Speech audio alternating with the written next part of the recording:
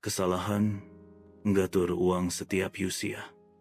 Pernahkah lo merasa terjebak dalam kehidupan yang tak kunjung maju? Seolah-olah gaji masuk dan keluar begitu saja, tanpa meninggalkan jejak berarti. Hari ini, kita bakal bahas kesalahan umum yang sering kita buat dalam mengatur uang dari usia muda hingga tua. Jangan khawatir, lo tidak sendirian. Banyak dari kita yang mengalami hal yang sama, tapi yang membedakan adalah bagaimana kita menyikapinya. Ngomong-ngomong tentang uang, apakah lo tahu bahwa menurut data dari lembaga keuangan, sekitar 70% orang dewasa merasa kesulitan dalam mengatur pengeluaran dan menabung. Itu berarti dari 100 orang, 70 di antara kita mengalami masalah yang sama. Kenapa bisa begini? Mari kita telusuri bersama. Kesalahan pertama, gaya hidup konsumtif. Satu hal yang pasti, semakin banyak kita memiliki, semakin kita ingin menampilkan yang kita punya. Bayangkan, lo baru saja dapat gaji, dan lo langsung terbayang untuk beli gadget terbaru. Tapi, pertanyaannya, apakah itu benar-benar lo butuhkan? Disinilah kita sering terjebak dalam siklusnya. Dan ingat, konsumtif ini bukan hanya tentang barang-barang mahal. Kadang, hal kecil seperti jajan di kafe bisa bikin dompet kita bolong. Coba deh, lihat tren foodie yang lagi hits ini. Orang-orang seringkali lebih banyak menghabiskan uang untuk foto makanan di Instagram daripada untuk pengalaman yang lebih berharga. Humor sedikit, ya. Pernah dengar kisah si Budi yang beli sepatu ratusan ribu, tapi saat ada teman yang ajak jalan, dia malah pakai sandal jepit? Coba deh, bercermin pada kesalahan ini. Kita perlu lebih bijak dalam memilih antara keinginan dan kebutuhan. Kesalahan kedua, tidak mempunyai anggaran mengatur uang. Tanpa anggaran itu seperti layang-layang tanpa benang, tanpa panduan yang jelas. Semua bisa berantakan. Anggaran membantu kita untuk tahu kemana uang kita pergi. Statistik menunjukkan bahwa mereka yang membuat anggaran cenderung untuk menghemat hingga 20% dari penghasilan bulanan mereka. Contohnya, si Rina yang dulunya selalu bingung saat akhir bulan. Setelah dia buat anggaran, wow, dia bisa menabung untuk liburan yang dia impikan. Sekarang, apalagi dengan berbagai aplikasi pengelolaan keuangan yang ada, lo bisa lebih mudah dalam mencatat pengeluaran. Nah, lo juga bisa kan? Ingat, anggaran bukan tentang membatasi diri, tapi memberi kebebasan untuk meraih impian. Kesalahan ketiga, tidak memiliki dana darurat kehidupan penuh kejutan dan kadang tak terduga, apalagi di masa-masa sulit ini. Menurut survei, hanya 30% orang yang memiliki dana darurat. Apa jadinya kalau tiba-tiba kendaraan lo rusak atau ada keperluan mendesak lainnya? Tanpa dana darurat, lo hanya punya satu jalan, utang. Percaya atau tidak, saya pernah ada di posisi itu. Gaji habis hanya untuk menutupi utang. Sakitnya tuh di sini, dan lo gak mau merasakannya, kan? Jadi, usahakan untuk menyisihkan beberapa persen dari pendapatan setiap bulan, meskipun sedikit.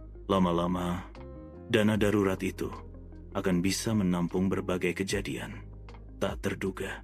Kesalahan keempat, tidak menginvestasikan uang-uang yang hanya ditaruh di rekening tabungan akan tergerus inflasi seiring waktu.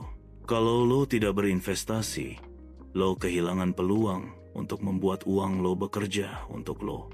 Banyak yang berpikir investasi itu rumit dan hanya untuk orang kaya. Faktanya, dengan memulai, meski dengan jumlah kecil, lo sudah melangkah ke arah yang benar.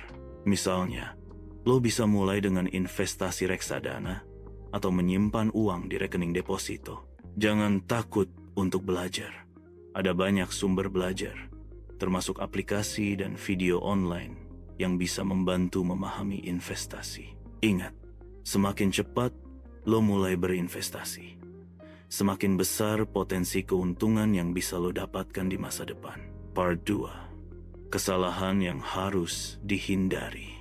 Sekarang, mari kita berlanjut ke kesalahan-kesalahan lain yang mungkin lo lakukan dalam mengatur keuangan. Kesalahan-kesalahan ini bisa jadi perhatian utama agar kita tidak terjebak dalam lingkaran setan masalah keuangan. Kesalahan kelima, tidak menghargai. Uang seringkali kita melihat uang itu sebagai hal yang tidak penting. Kita hidup dengan prinsip, nanti juga ada lagi. Tapi, coba deh, ganti pemikiran itu. Setiap ringgit yang kita miliki adalah hasil kerja keras. Dengan menghargai uang, kita jadi lebih bijak dalam menggunakannya. Bayangkan kalau lo rugi 10.000 untuk sesuatu yang gak berharga, bisa jadi sakit hati. Apalagi kalau lagi pengen beli barang yang memang lo butuhkan. Kesalahan keenam, terlalu bergantung pada kredit. Kredit bisa jadi pedang bermata dua. Memang memudahkan, tapi kalau kita terlalu bergantung, kita bakal terjebak dalam utang yang tidak ada akhir. Kebiasaan ini sering diperhatikan oleh orang-orang yang membeli barang hanya karena bisa mencicil. Sekali lagi, lo perlu membedakan antara kebutuhan dan keinginan. Coba pikirkan, beneran butuh atau cuma sekedar pengen? Kesalahan ketujuh, tidak mengevaluasi keuangan secara berkala.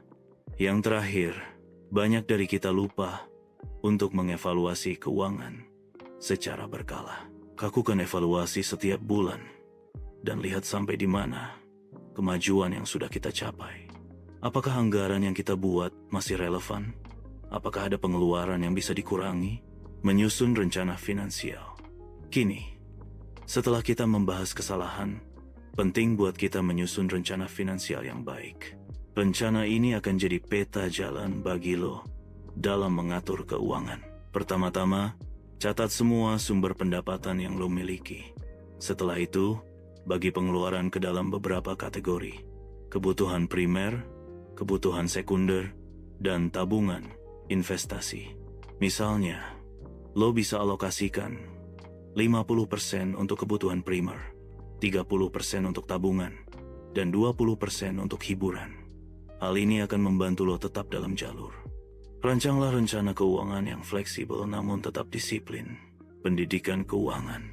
Pendidikan keuangan sangat penting, gengs. Banyak orang beranggapan bahwa belajar soal uang itu membosankan. Padahal, dengan memahami dasar-dasar keuangan, lo bisa membuat keputusan yang lebih bijak. Lo bisa membaca buku, mengikuti seminar, atau nonton video edukasi di YouTube. Tanya pada diri lo sendiri, sudahkah lo cukup berinvestasi dalam pendidikan keuangan diri sendiri? Begitu banyak sumber yang bisa diakses secara gratis. Jadi, ayolah, jangan malas. Semakin banyak yang lo pelajari, semakin siap lo menghadapi tantangan keuangan di masa depan. Mengembangkan kebiasaan. Baik, mengatur keuangan bukan hanya masalah angka, tapi juga tentang kebiasaan. Cobalah untuk membentuk kebiasaan baik seperti mencatat pengeluaran harian, menyiapkan menu makanan untuk seminggu depan, agar tidak jajan sembarangan, atau membedakan antara kebutuhan dan keinginan sebelum berbelanja. Contohnya, lo bisa membuat sistem envelope untuk anggaran. Setiap kategori pengeluaran lo isi dengan uang tunai, dan begitu habis, ya sudah. Lo harus menunggu sampai bulan berikutnya. Mengatur uang berdasarkan usia. Usia 0-10 tahun. Pendidikan awal. Di usia ini, kita mungkin belum sepenuhnya memahami tentang uang. Namun mengenalkan konsep dasar uang seperti menabung dan penggunaan uang saku bisa sangat membantu. Ajaklah anak untuk menabung dalam celengan, agar mereka memahami pentingnya menabung. Usia 11-20 tahun membangun kebiasaan. Baik pada usia remaja, saatnya mulai memperkenalkan anak kepada manajemen keuangan yang lebih baik. Ajak mereka untuk membuat anggaran sederhana dari uang saku atau gaji pertama mereka. Ini juga saat yang baik untuk mulai belajar tentang pengeluaran dan perencanaan keuangan, seperti menabung untuk pendidikan lanjutan atau membeli barang yang mereka inginkan. Usia 21-3 tahun.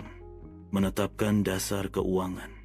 Saat memasuki usia dewasa muda, biasanya individu mulai memperoleh penghasilan tetap. Ini adalah waktu yang ideal untuk menyusun anggaran yang lebih serius, memulai dana darurat, dan mempertimbangkan investasi kecil. Kesalahan dalam mengatur uang pada usia ini dapat berakibat panjang hingga dewasa. Jadi, penting untuk membedakan antara kebutuhan dan keinginan. Usia 30-40 tahun stabilitas keuangan. Masuk usia 30-an, banyak dari kita mulai mencapai titik stabilitas dalam karier. Saatnya untuk mengoptimalkan investasi dan mempersiapkan masa depan.